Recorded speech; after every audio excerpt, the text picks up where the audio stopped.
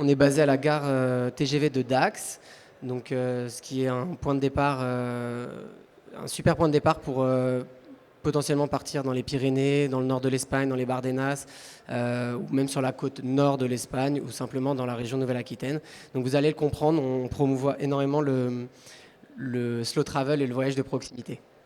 Du coup, ouais, donc la flotte de vannes, l'idée c'est de partir vraiment comme à l'hôtel. Donc vous avez tout qui est fourni dans la location. Il y a une petite kitchenette équipée avec un réchaud, une bonbonne de gaz, un lit 140 par 190 avec toute la literie, deux bidons d'eau. Vous avez le matériel de camping extérieur, donc table, chaise. Et on propose un service aussi de sur-mesure. On va vous créer un itinéraire pour vous recommander en fait les spots de la région un peu cool à voir et vous permettre d'avoir un itinéraire qui est parfaitement adapté au voyage en van électrique. Donc là, ça vous donne une petite idée de l'aperçu des vannes. Voilà. Alors voyager en van électrique, ça donne quoi? Eh ben, je pense que la première chose que je veux dire, c'est que c'est possible et qu'on peut faire beaucoup, beaucoup de choses. Donc on va vous parler un petit peu de l'autonomie, de où se recharger, combien ça coûte et le confort. Donc l'autonomie des vannes. Donc, toute notre flotte sont des e-experts ou des e-jumpy. Ils ont une autonomie de 330 km réels en roulant à une vitesse de 80 km/h, donc vitesse départementale. Donc l'intérêt, enfin, c'est vraiment de prendre son temps et de pas forcément prendre l'autoroute quand on n'a pas de distance à faire.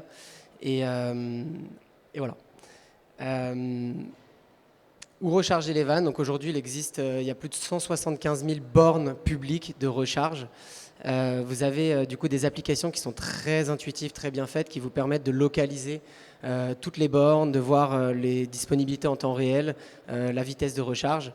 Et vous avez une deuxième possibilité. Donc, pour recharger le van sur les charges rapides, ça prend environ 40 minutes.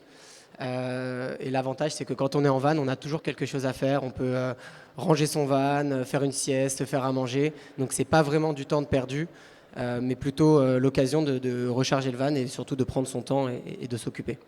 La deuxième possibilité, c'est de recharger le van sur le secteur au camping. Et ça, je vais revenir dessus après en vous partageant mon expérience du coup d'un long voyage que j'ai pu faire avec nos vannes électriques. L'avantage de recharger au secteur sur le camping, c'est que vous pouvez recharger pendant que vous dormez et que du coup, ça optimise d'une part votre temps de recharge et c'est aussi financièrement très intéressant.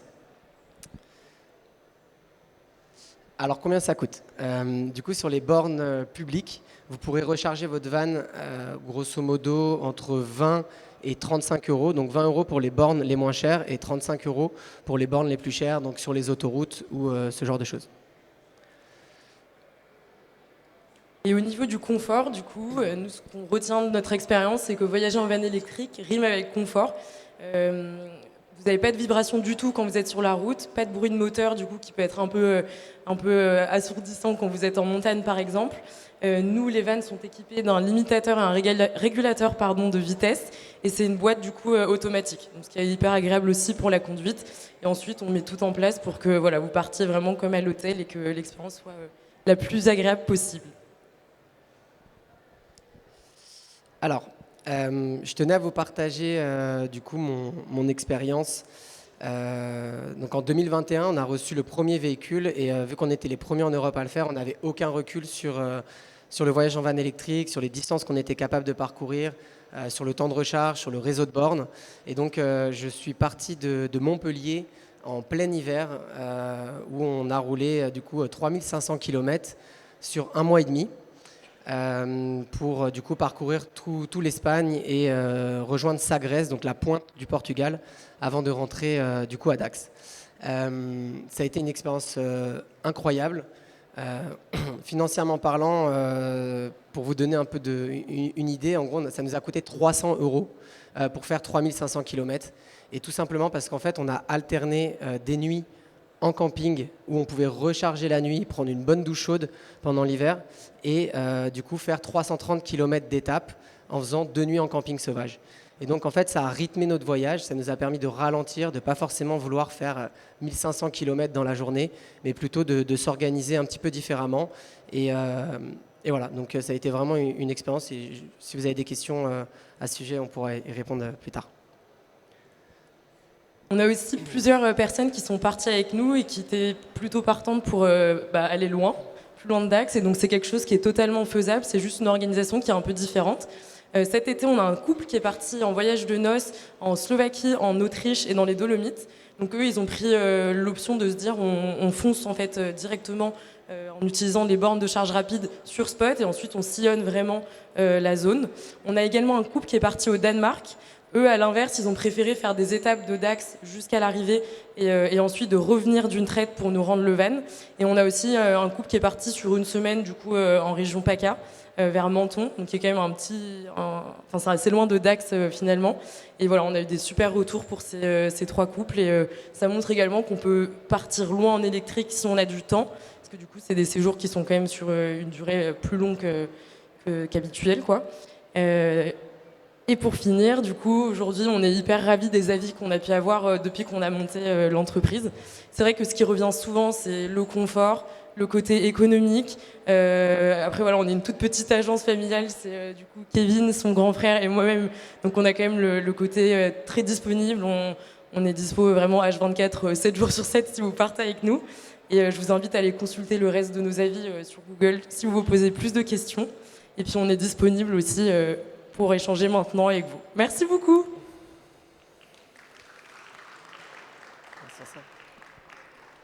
Moi, j'avais une question, c'était pour les recharges. En camping, ça pose pas de problème par rapport à l'ampérage C'est une excellente question. Du coup, la seule contrainte qu'il y a, il faut qu'il y ait 10 ampères. Voilà. Du coup, en tout cas, pour pouvoir passer la nuit et recharger le véhicule. Si vous êtes branché en 16 ampères, ça rechargera plus vite. Mais Ok. voilà, si vous êtes en 6 ampères, en fait, ça va juste couper la charge au bout de 5 minutes et vous Ah ouais, chargerez ok, pas. d'accord. Voilà. Parce que en aire de camping-car, Ouais. je sais pas du tout. Alors, on n'a pas toujours l'information sur l'ampérage dans les aires de camping-car. Par exemple, sur les camping-car parks, qui est un gros réseau, il y en a maintenant de plus en plus qui sont en 10 ampères. Mais c'est juste que c'est pas mis en avant. Ouais, c'est ça, on peut pas Ouais. savoir avant. Ouais. Ok, merci beaucoup. Je vous en prie. Moi, j'ai une question par rapport pour les sanitaires et pour les douches. Comment ça se passe avec vos vannes électriques? Alors, on a des toilettes sèches qui sont situées à l'arrière du véhicule. Donc, toilettes sèches, vous avez une assise, donc c'est un seau avec une assise, vous prenez une poche, puis après vous mettez du sable, de la terre, de la litière, peu importe. Vous faites vos besoins, vous fermez la poche et vous la jetez à la poubelle.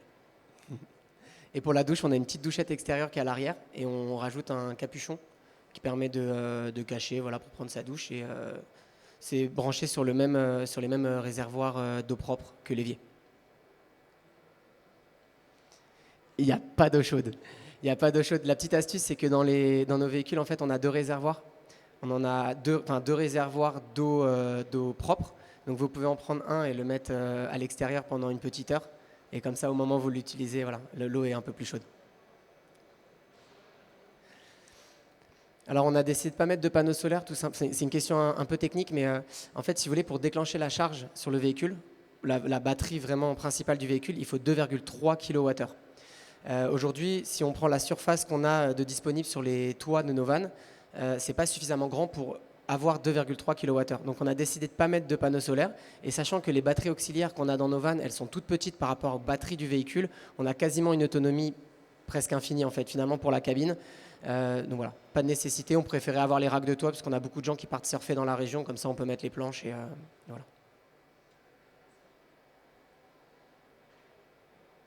C'était pour alimenter une glacière ou des choses comme ça, vous faites comment?